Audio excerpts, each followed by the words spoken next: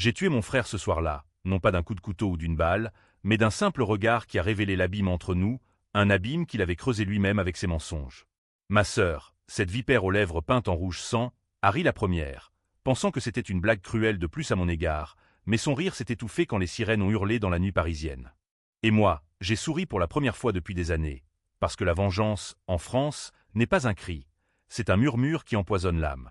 Paris, cette ville des lumières éternelles et des ombres impénétrables, m'a toujours semblé un théâtre parfait pour les drames familiaux.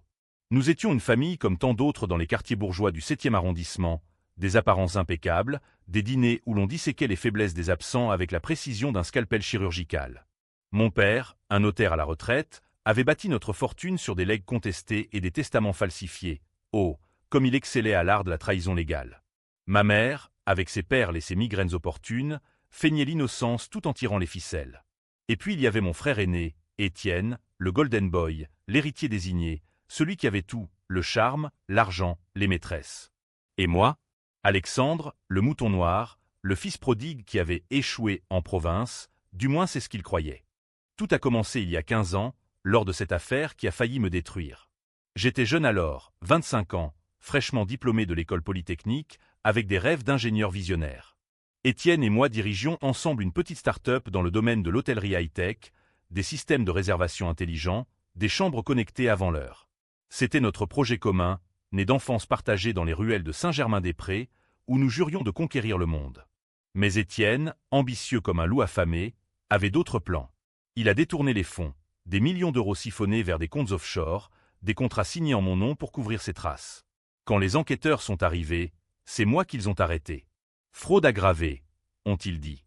J'ai passé 3 ans en prison à Fresnes, un enfer de béton et de regrets, tandis qu'Étienne, avec l'aide de notre père, s'en sortait blanc comme neige. Il avait falsifié les documents, me faisant porter le chapeau, le bouc émissaire familial, une tradition française aussi vieille que la Bastille. Libéré sous caution, brisé mais pas anéanti, j'ai juré silence. Pas de procès en diffamation, pas de vengeance immédiate. Non, j'ai observé. J'ai reconstruit en secret. Avec les maigres indemnités de l'État et un prêt anonyme d'un vieil oncle exilé en Suisse, un secret que même ma famille ignorait, j'ai investi dans un petit hôtel délabré à Montmartre. L'Auberge des Ombres, un nom ironique pour un lieu qui deviendrait mon empire. J'ai codé moi-même les algorithmes, une plateforme qui prédisait les tendances touristiques, gérait les réservations en temps réel et surtout blanchissait mes profits sans une trace. En 10 ans, j'ai racheté discrètement une chaîne entière, 15 hôtels de luxe à travers la France, de la Côte d'Azur à la Normandie, culminant avec le joyau de la couronne, le Palais Rivoli, un 5 étoiles niché au cœur de Paris, face à la Seine. Je possédais tout, mais sur le papier, j'étais Alexandre Dupont, chômeur chronique, le raté de la famille. Ils ne savaient rien. Lors des Noëls obligés, je venais les mains vides, écoutant leur raillerie sur ma vie misérable. Ma sœur, Isabelle, divorcée 3 fois et accro aux chirurgies esthétiques, me traitait de parasite. Au moins, Étienne a réussi, disait-elle, en sirotant son champagne millésimé payé avec l'argent que j'aurais dû toucher. Notre mère hochait la tête, les yeux humides de crocodile. Pauvre Alexandre, si seulement tu avais été plus comme ton frère. Et Étienne? Il riait, un rire gras et complice, en me tapotant l'épaule comme on console un chien boiteux. Cette année, pour leur noce d'argent, 20 ans de mensonges conjugaux, ils ont décidé d'un voyage familial en Provence. Un caprice d'Isabelle, allons au soleil, loin de cette grisaille parisienne. Ils ont réservé au Domaine des Oliviers, un hôtel que j'avais acquis 2 ans plus tôt, un manoir reconverti en resort de luxe près d'Aix-en-Provence. Ironie du sort, c'était mon bien, géré par un directeur fidèle qui connaissait mon vrai nom. J'ai suivi le plan à la lettre, arriver en dernier, feindre la surprise et les laisser me rabaisser une fois de plus. Le jour J, sous un ciel azuréen impitoyable, nous nous sommes retrouvés dans le hall au marbre froid. Étienne, en polo Lacoste et pantalon de lin, a pris les commandes. Alexandre arrive toujours en retard, le paresseux, a-t-il lancé à la réceptionniste, une jeune femme que j'avais embauchée pour sa discrétion. Les clés ont été distribuées, suite royale pour mes parents, chambre vue mer pour Isabelle et son toy-boy du moment, et pour Étienne, la junior avec balcon privé. Pour moi, la pire chambre, comme il l'a appelée en ricanant, une mansarde exiguë au dernier étage, sans vue, avec un lit, une place et une salle de bain commune. C'est tout ce que tu mérites, frangin. Économisons pour les vrais adultes. J'ai acquiescé, tête baissée, sentant la rage bouillir comme un vin mauvais. Merci, Étienne. Toujours si généreux. Les rires ont fusé, et ils sont partis s'installer, ignorant que la réceptionniste m'avait glissé un badge maître, accès total. Ce soir-là, au dîner sur la terrasse, olives noires, rosé frais et l'odeur de lavande empoisonnée, j'ai écouté leur plan. Étienne parlait d'un nouveau projet, racheter un hôtel en faillite à Nice. Avec l'héritage de papa, ce sera du gâteau. L'héritage. Celui qu'il m'avait volé en premier, en falsifiant le testament de notre grand-oncle pour s'approprier les parts familiales. La nuit est tombée, lourde et complice. J'ai monté les escaliers vers ma chambre misérable, mais au lieu de m'y claquemurer, j'ai déverrouillé la salle de contrôle. Des écrans holographiques, ma invention secrète, montraient chaque recoin de l'hôtel. Caméra discrète, micro caché.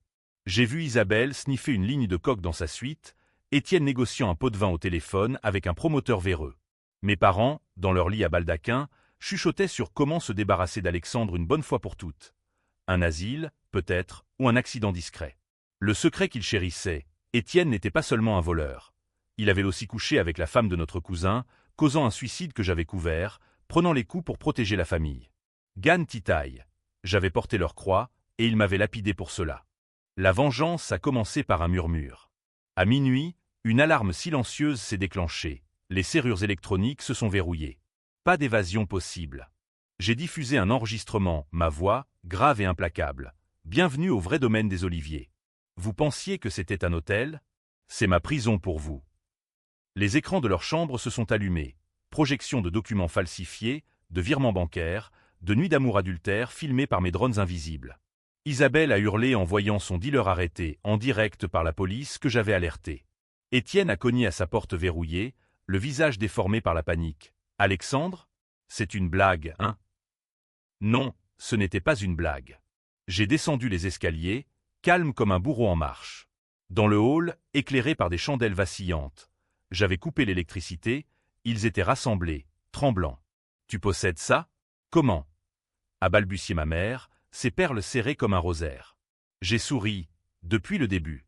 Et vous? Vous possédez quoi, à part des dettes de mensonges? Étienne a tenté le chantage. Pense à la famille, Alex. On peut arranger ça. Je te rends ta part. Mais ses yeux trahissaient le calcul. Il prévoyait déjà de me dénoncer pour séquestration, un twist mignon de sa part. Le premier acte de la revanche, la révélation. J'ai fait défiler les preuves sur un grand écran. L'affaire de la start-up, où il m'avait fait incarcérer. Le testament volé, même le suicide de notre cousin, que j'avais confessé à la police pour les protéger. Tu as Gan Titaï pour nous, a gémi mon père, utilisant ce vieux mot vietnamien que notre mère nous avait appris. Un écho de ses origines indo-chinoises, un secret familial qu'ils avaient enterré. Oui, j'avais porté le fardeau, et maintenant, c'était leur tour. Mais Étienne, ce serpent, a lutté. Il a bondi, essayant de me frapper, criant que j'étais fou, un paria. Isabelle a pleuré, suppliant « Frère, on t'aime, vraiment ». Mensonge. La tension montait, l'air chargé d'orage provençal. J'ai verrouillé les portes extérieures, transformant l'hôtel en forteresse. Ce soir, nous jugeons. Demain, la police viendra pour vous. Ou peut-être pas, si vous confessez. Les heures ont passé en interrogatoire impitoyable. Ma mère avouait ses migraines comme alibi pour couvrir les absences d'Étienne. Mon père a pleuré sur ses fraudes notariales. Isabelle a imploré le pardon, promettant de quitter la drogue. Étienne, il a nié jusqu'au bout, puis, dans un twist qui m'a presque ému, il a proposé un marché. Laisse-moi partir, et je te donne tout. L'hôtel, l'héritage, tout. Ses yeux brillaient d'une lueur nouvelle. Pas de remords, mais d'ambition. Il avait déjà un plan B, un avocat en poche pour contre-attaquer. C'est là que le chaos Trao a éclaté. À l'aube, alors que le soleil saignait sur les oliviers, Étienne a tenté une évasion. Il avait croché une fenêtre avec un coupe-papier volé. Mais mes systèmes l'ont piégé, un filet dissimulé, une chute de 3 mètres sur le gravier. Sa jambe brisée, il a hurlé « Tu me tues, salaud !» Et dans sa rage, il a lâché le secret ultime. C'était pour ton bien. Tu étais faible, Alex. La prison t'a forgé. Forgé? Non, brisé. Et c'est ce qui a scellé son sort. J'ai appelé les autorités, mais pas pour les innocenter. J'ai diffusé les enregistrements en live sur un site anonyme, La Vengeance des Ombres, un flux qui a fait le buzz sur les réseaux français. Des millions de vues en heure, famille déchirée, trahison exposée. Les médias ont titré « Héritier fantôme contre dynastie corrompue ». La société s'est divisée. Certains me voyaient comme un justicier, d'autres comme un monstre vengeur. Il a détruit sa famille pour de l'argent, disaient les uns. Ils l'ont mérité, rétorquaient les autres. Étienne a été arrêté pour fraude et tentative d'extorsion. Ironie, il payait pour ses propres mensonges. Isabelle en désintox, mes parents en maison de retraite forcée, leurs biens saisis. Moi, j'ai gardé l'hôtel, et plus. Mais le twist final, celui qui hante encore mes nuits. En fouillant ses affaires, j'ai trouvé une lettre de notre mère, écrite avant sa mort feinte, elle avait simulé un cancer pour l'héritage. Alexandre est le vrai fils. Étienne est un bâtard, conçu avec ton amant. Protège-le, mais sacrifie l'autre. Elle m'avait sacrifié pour un imposteur. Était-ce la vérité? Ou un dernier mensonge? J'ai brûlé la lettre, mais le doute ronge. La vengeance a un goût doux amer, comme un pastis trop fort. Paris m'attend, avec ses lumières, et je marche dans ces rues, propriétaire d'un empire, mais orphelin d'une famille qui n'en était pas une. Et vous, lecteurs, me jugez-vous héros ou vilain? La France adore ses ambiguïtés, c'est ce qui rend nos drames éternels. Les murs de Fresnes étaient d'un gris qui suintait l'oubli, un gris qui collait à la peau comme la sueur des damnés. 3 ans là-dedans, et j'ai appris que la vraie prison n'est pas les barreaux, mais le silence des proches. Ma première nuit, j'ai pleuré non pas pour moi, mais pour Étienne, mon frère, mon complice d'enfance, qui m'avait vendu pour un chèque à 6 €. C'est pour la famille, avait-il murmuré lors de notre dernière rencontre au tribunal, ses yeux fuyants comme un rat de gouttière. Famille. Ce mot, en France, est un sanctuaire ou un tombeau. Dans ma cellule, un lit superposé où le matelas puait l'urine rance, j'ai forgé mon plan. Pas de rage brute. Non, la vengeance française est un vin qui mûrit en cave, tannique et complexe. J'ai lu Voltaire sous la lampe jaunâtre, douter de tout ou tout croire, ce sont 2 égales folies. J'ai douté d'eux, de moi. Les gardiens, ces cerbères bedonnants, me traitaient de l'intello, moquant mon accent bourgeois. Mais j'ai appris leur langage. Le troc de cigarettes pour des infos sur le monde extérieur, des rumeurs sur des affaires en cours. C'est ainsi que j'ai su pour le rachat d'Étienne. Avec mon argent volé, il avait lancé Hôtellerie Élégance, une chaîne qui copiait nos idées. Ironie, chaque réservation sur son app utilisait mon code source, piraté de mon laptop confisqué. Libéré un matin de printemps pluvieux, Paris m'a accueilli comme une amante infidèle, la Seine gonflée de secrets, les cafés bondés d'oubli. J'ai loué une chambre de bonne sous les toits de Belleville, anonyme parmi les immigrés et les artistes fauchés.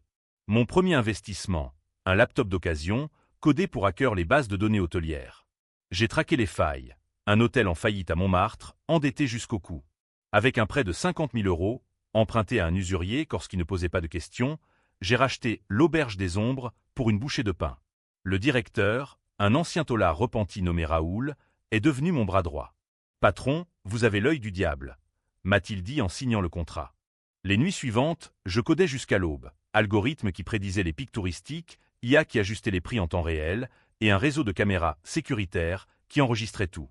Bientôt, les profits coulaient, 200 000 € la première année. J'ai racheté un relais à Versailles, puis un boutique-hôtel à Cannes. Chaque acquisition était un clou dans le cercueil d'Étienne. Je le pistais via des faux comptes LinkedIn. Ses dîners chez l'ami Louis, ses voyages à Monaco avec des putes de luxe.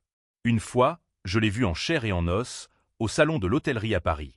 Il paradait, champagne en main, vantant son innovation. J'étais là, en serveur anonyme, versant du vin aigre dans son verre. Nos regards se sont croisés. Il a froncé les sourcils, comme si un fantôme le chatouillait. « Vous me rappelez quelqu'un » a-t-il marmonné. J'ai souri. Le passé a de ses fantaisies, monsieur. Ma sœur Isabelle entrait en scène comme une tornade de parfums chers et de regrets éphémères. Divorcée de son banquier volage, elle m'appelait parfois, sa voix sirupeuse, « Alex, chérie, prête-moi 500 €, juste pour ce week-end à Deauville. » Je payais, anonymement via un virement offshore, et elle dépensait en sac Hermès, ignorant la source. C'était ma façon de la lier, chaque euro une chaîne. Un soir, ivre, elle m'a confessé au téléphone. « Et tu m'as dit que tu méritais la tôle. Que tu étais faible. » Faible? J'ai raccroché, le cœur serré comme un poing. Faible, c'est celui qui trahit son sang. Les années ont filé, un brouillard de solitude. J'ai eu des amantes, des serveuses aux courbes généreuses, des intellectuels qui disséquaient Camus avec moi, mais aucune ne durait. « Tu portes un masque », disait-elle. Oui, un masque d'acier. À 40 ans, je ressemblais à un portrait de Manet, très acéré, yeux sombres creusés par les nuits blanches, une barbe naissante qui cachait les cicatrices. Mon empire comptait 10 hôtels, facturant 50 millions annuels. Sur papier, j'étais toujours le loser. CV bidon de consultant freelance, appartement modeste à Bastille. La famille m'invitait aux fêtes, par pitié ou pour se gausser. C'est lors d'un Noël pluvieux, sous les guirlandes clinquantes de l'appartement haussmannien de mes parents, que le plan a germé. Étienne, bedonnant maintenant, a levé son verre, à la famille. Et à Alex, qui, essaie. Rires étouffés. Isabelle a gloussé, son maquillage coulant comme des larmes de clown. J'ai trinqué, pensant à la Provence. Un voyage, dis-tu? Pourquoi pas? Ils ont mordu à l'hameçon, réservant au domaine sans savoir que Raoul, mon homme, effacerait leurs traces de cartes pour me laisser le champ libre. Le voyage approchait, et avec lui, la tempête. J'ai préparé les pièges. Serrure biométrique hackée, gaz somnifère dans les conduits pour le moment clé, et un avocat véreux, un collègue de mon père, ironie, pour couvrir mes arrières. La revanche n'est pas un meurtre, me suis-je répété, citant Hugo. C'est une résurrection. Mais au fond, je sentais le doute. Et si je devenais pire qu'eux? Paris, avec ses philosophes errants, me susurrait que la vengeance est un miroir brisé. On se coupe soi-même. Pourtant, j'ai embarqué dans le TGV pour Marseille, valise légère, cœur lourd de haine. La gare de Lyon bruissait de vies anonymes. La mienne, enfin, allait éclater au grand jour. Le train filait à travers la campagne française, ses champs de blé ondulants comme des vagues d'or sous un ciel d'azur impitoyable. J'étais assis en 3e classe, coincé entre un couple de touristes anglais braillards et un vieux paysan qui ronflait comme un tracteur. Ironie, j'aurais pu louer un wagon privé, mais non, je jouais le rôle jusqu'au bout. Mon téléphone vibrait, un message d'Isabelle, « Arrive pas en retard, loser. On t'attend pour l'apéro. » Loser. Ce mot, lancinant comme une rengaine de Piaf, me rappelait Fresnes, où les taulards me surnommaient le bourgeois cassé. À Aix, l'air embaumait la lavande et le regret. J'ai pris un taxi brinque-ballant jusqu'au domaine des Oliviers, un manoir du XVIIIe siècle perché sur une colline, ses cyprès noirs comme des sentinelles funèbres. Raoul m'attendait discrètement près de la piscine, son visage buriné par le soleil. Tout est prêt, patron. Les caméras tournent, les backups sont sur le cloud suisse. J'ai hoché la tête, glissant 10 000 € en enveloppe. Si ça tourne mal, disparaît. Il a ri, un rire rauque. Avec vous, ça tourne toujours au vinaigre délicieux. Le hall était un chef-d'œuvre de mon design. Marbres italiens, lustre en cristal taillé, et sous le comptoir, un panneau secret pour verrouiller tout. La réceptionniste, Élise, une étudiante en droit que j'avais recrutée pour son air innocent, m'a tendu le badge maître avec un clin d'œil complice. Votre famille est déjà installée. Ils ont bien ri pour votre chambre. J'ai monté l'escalier en colimaçon, sentant l'adrénaline couler comme un poison doux. Ma mansarde, un placard à balai déguisé, lit grinçant, fenêtre donnant sur un mur de pierre. Parfait pour l'humiliation finale. Ils m'ont trouvé au dîner, sur la terrasse où les bougies dansaient comme des âmes damnées. Étienne, en chemise ouverte sur un torse poilu, leva son verre de Châteauneuf-du-Pape, à Alex. Le voyageur éternel. Rire forcé. Ma mère, ridée comme une prune sèche, me pinça la joue. Tu as maigri, mon fils. Manga. Isabelle, lèvres gonflées au botox, me présenta son amant, un gigolo nommé Lucas. Il est italien, chéri. Pas comme toi, hein. Le sous-entendu piquait, faible, français, fade. Le repas s'étira en confession alcoolisée. Étienne parla affaires, j'ai un deal pour Nice. Un hôtel en péril, je le rafle pour Peanuts. Peanuts payé avec mon larcin d'origine. J'ai hoché la tête, feignant l'intérêt, impressionnant, frangin. Et moi, je survis. Ma sœur gloussa. Survis? Tu vis comme un moine. Pas de femme, pas d'enfant. Pauvre Alex. Pauvre. J'ai siroté mon vin, imaginant le goût de leur sang. La nuit venue, l'hôtel s'est mué en labyrinthe. J'ai activé le phasin, lumière tamisée, musique ambidiffusée, un requiem de forêt, subtil et funèbre. Dans ma chambre, j'ai ouvert l'app de contrôle, flux live. Étienne dans sa junior, nu avec une serveuse locale, filmé, archivé. Isabelle et Lucas, ligne de poudre sur la table de marbre. Mes parents, feuilletant un album photo, regardent le petit Alex en culotte courte. Si innocent, avant la prison. Avant. Le mot claqua comme un fouet. À 2 heures, le doute m'a assailli. Était-ce juste? Hugo l'aurait condamné. La haine est le bourreau de l'homme. Mais Voltaire rirait. Il faut cultiver notre jardin. Mon jardin de ronces. J'ai marché dans les couloirs sombres, fantôme parmi les ombres. Une porte entrebâillée, celle d'Étienne. Il ronflait, téléphone à la main, un texto non envoyé. Appel avocat. Alex soupçonne. Soupçonne. Il savait. Le phase 2, gaz léger dans les conduits, un somnifère inodore. Ils ont sombré, un par un.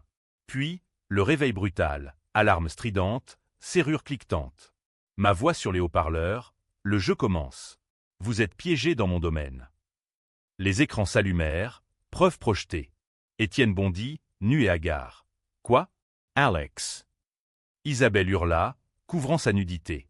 Mes parents, pâles comme des spectres. Fils, arrête cette folie. J'ai descendu, calme, en robe de chambre de soie, ironie, celle d'Étienne volée. Dans le salon, éclairé aux chandelles, ils étaient là, tremblants. Comment? L'hôtel est à toi? Balbutia mon père. Depuis Montmartre, papa. Chaque pierre, chaque lit, à moi. Étienne chargea, poing serré, espèce de rat. Tu nous tends un piège. J'esquivai, activant un tasé dissimulé, il s'effondra, bavant. Pas un piège. Une justice. Les confessions coulèrent comme le rosé versé. Isabelle pleura sa drogue, promettant la réforme. Ma mère avoua ses amants, y compris celui qui avait engendré Étienne, le twist germait. Mon père murmura ses fraudes. C'était pour te protéger, Alex. Tu étais trop honnête. Honnête? J'ai ri, un rire froid comme la Gironde en hiver. Mais Étienne se releva, yeux fous. Tu bluffes. La police arrive, j'ai un traceur. Mensonge. Raoul avait brouillé les signaux. La tension grimpa. Cris, supplications, un vase brisé comme symbole. Libérez-nous, et on te donne tout, implora Isabelle. Tout? Trop tard. L'aube pointa, rosée sanglante sur les oliviers. Le chaos trao approchait, et avec lui, le choix, pardon ou damnation. L'air du matin était chargé d'une humidité poisseuse, comme si la Provence elle-même retenait son souffle. Le salon du domaine, avec ses tapisseries fanées et ses meubles Louis XV que j'avais restaurés moi-même, s'était transformé en tribunal improvisé. Des chaises disposées en cercle, comme chez un psychanalyste freudien, un clin d'œil à nos névroses familiales. Étienne, jambes entortillées d'une écharpe improvisée, boitait comme un animal blessé. Tu vas payer pour ça, Alex. Séquestration, chantage, 20 ans ferme. Ces mots, crachés avec la hargne d'un procureur de la République, sonnaient creux. J'ai activé l'écran mural, un flux live de son compte bancaire, gelé par mes hackers. 20 ans? Tu en as déjà 10 sur le dos pour fraude. Isabelle s'effondra à genoux, son maquillage ruisselant en traînées noires. Frère, pitié. J'ai des enfants, ils ne méritent pas ça. Ces enfants, ces gamins gâtés que je n'avais jamais vus, élevés sur des yachts et des mensonges. Tes enfants sauront la vérité, un jour. Que leur mère sniffe pour oublier ses échecs. Lucas, son italien falot, tenta de fuir par la fenêtre. Un cri étouffé quand le filet se déploya, le laissant pendu comme un pantin. Rire nerveux de mon père. C'est du cinéma, hein? Arrête, Alexandre. Non, c'était réel. Plus réel que les dîners hypocrites de notre enfance. J'ai versé du café, du vrai arabica, pas la chicorée de Fresnes, et je les ai forcés à boire, assis en cercle. Confessez. Ou le monde entier verra. Les preuves défilaient. Audio d'Étienne ordonnant le sabotage de notre start-up, vidéo de mon père falsifiant des actes notariaux, photo d'Isabelle en rendez-vous avec des dealers marseillais. Ma mère, silencieuse jusque-là, brisa le silence. C'était pour Étienne. Il est spécial. Spécial? Le mot claqua, et je sentis le twist se profiler. Étienne, sentant le vent tourner, joua sa carte, la manipulation. Il se traîna à mes pieds, larmes aux yeux, des larmes d'acteur shakespearien. Alex, écoute. La prison t'a changé. Tu es amer, mais je t'aime. Rappelle-toi les vacances à Biarritz, quand on construisait des châteaux de sable. Châteaux de sable, emportés par la marée de ces trahisons. J'ai failli flancher, ce lien fraternel, forgé dans le ventre de notre mère, n'était-il pas indestructible? Mais non, les châteaux, Étienne, tu les as knockés avec ton urine, comme toujours. La tension explosa quand il bondit, un éclat de verre en main, brisé d'un vase antique. Meurs, ordure. Le sang jaillit, mon avant-bras lacéré. Isabelle hurla, mon père tenta de l'arrêter, mais trop tard. Étienne chargea encore, aveuglé par la peur. J'activai le tasé, il convulsa, écumant. Assez. tonnais-je, voix ébréchée par la douleur. Le sang gouttait sur le tapis persan, un tapis que j'avais importé de Téhéran pour 20 000 €. Symbole, le sang familial, versé enfin. Dans le chaos, les confessions affluèrent. Mon père avoua le suicide du cousin. Étienne l'avait ruiné en le cornant. Tu as pris la faute, Alex, pour nous sauver. Gánh tội thay, encore. Isabelle pleura ses avortements secrets, financés par l'héritage volé. Ma mère, enfin, murmura « La lettre. Je l'ai écrite pour te protéger. Étienne n'est pas ton frère de sang. Ton vrai père était l'amant, un artiste ruiné. J'ai choisi Étienne pour l'héritage, il était fort. » Le twist frappa comme un coup de butoir, imposture totale. Étienne, ce golden boy, un bâtard protégé? Il rit, un rire dément. Menteuse. Je suis le fils légitime. Mais les tests ADN que j'avais exhumés, secret de mon labo high-tech, prouvaient le contraire. Division. Isabelle prit mon parti, hurlant sur notre mère. Mon père, loyal à l'argent, défendit Étienne. Tu divises la famille, Alex. Monstre, cria-t-il. Monstre? Oui, peut-être. La police arriva, alertée anonymement, sirène hurlant dans la colline. Étienne fut menotté en premier, braillant des injures. Tu m'as tué. Le chaos trao culmina sur la terrasse. Face à la mer Méditerranée, Étienne me défia une dernière fois. Libère-moi, et je disparais. L'hôtel est à toi. Décision controversée. Je le laissai partir, un hélico affrété, mon cadeau empoisonné, tracé par satellite. Mais en vol, il appela les médias. Mon frère fou me pourchasse. Twist dans le twist. Il se cracha, prétendument accident, mais mes logs montraient un sabotage. Non, un suicide? Ou mon ordre à Raoul? Ambigu. La famille brisée, je restais seul, sang sur les mains. Héros ou assassin? La France jugerait. Les vagues de la Méditerranée léchaient le rivage comme des langues avides de secrets, indifférentes au drame qui se nouait sur la colline. L'hélico d'Étienne s'était écrasé 2 heures plus tôt, une boule de feu illuminant le ciel provençal comme un feu d'artifice macabre. Les nouvelles bourdonnaient déjà. Héritier hôtelier d'ancrage mystérieux, vengeance fraternelle. J'étais assis sur la terrasse, bandage au bras, un verre de cognac à la main, un Hennessy Paradis, réservé pour les victoires amères. Raoul avait nettoyé, corps évacués, preuves effacées, mais le web fourmillait de fuites. Mon site Vengeance des Ombres avait craché les serveurs, 50 millions de vues. Isabelle s'approcha, pâle sous son bronzage artificiel. Il est mort, Alex. Vraiment mort. Ses yeux, rougis par les larmes ou la coque résiduelle, cherchaient absolution. Tu l'as tué. Accusation ou aveu? Je haussai les épaules. Il s'est tué. Le tracker l'a mené droit dans la tempête, ou était-ce le pilote que j'ai payé? Mensonge dans la vérité. L'hélico était saboté, un fil coupé pour symboliser nos liens rompus. Controversé? Absolument. Les internautes se déchiraient. Justice pour Alex contre Monstre Dupont. Mes parents, emmenés par la gendarmerie, avaient été interrogés. Fraudes avouées sous pression, mais pas de charge contre moi. Mon avocat, ce serpent, avait tout arrangé. Liberté conditionnelle pour tous, avait-il susurré. Liberté? La mienne était une cage dorée. Ma mère, avant de partir, m'avait serré la main. La lettre était vraie. Tu es le sang pur. Pardonne. Pardonne? En France, le pardon est un luxe pour les saints. Les pécheurs comme nous boivent la lie. Le twist final surgit comme un coup de théâtre de Molière. Dans les débris de l'hélico, retrouver un disque dur, le journal d'Étienne. Des vidéos, non seulement ses trahisons, mais une confession. J'ai tué le cousin moi-même. Pas d'adultère, un empoisonnement pour l'assurance vie. Et plus, il avait planifié mon meurtre, un accident en prison via un gardien corrompu. J'avais survécu par miracle ou destin. Pire, il avait falsifié ma libération pour me surveiller, attendant le moment de frapper. La vengeance? Elle était préventive, un miroir de sa propre noirceur. J'ai publié le disque, anonyme. Le pays explosa. Pétition pour ma canonisation, manifestation contre la décadence familiale.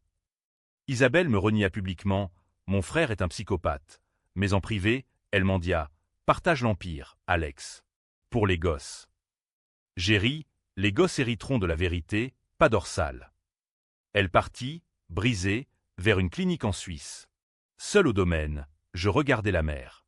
L'hôtel reprit vie, touristes ignorants, riant aux terrasses. Mon empire grandit, un nouveau palais à Lyon, un resort en Corse. Mais la nuit, les fantômes dansent, Étienne riant, faible. Ma mère murmurant, sang pur. Bi kịch hay có hậu? La fortune est là, mais l'âme saigne. J'ai rencontré une femme, une journaliste curieuse. Votre histoire fascine, Alexandre. Fascine ou condamne. Paris m'appelle de retour, avec ses bouquinistes et ses pluies repentantes.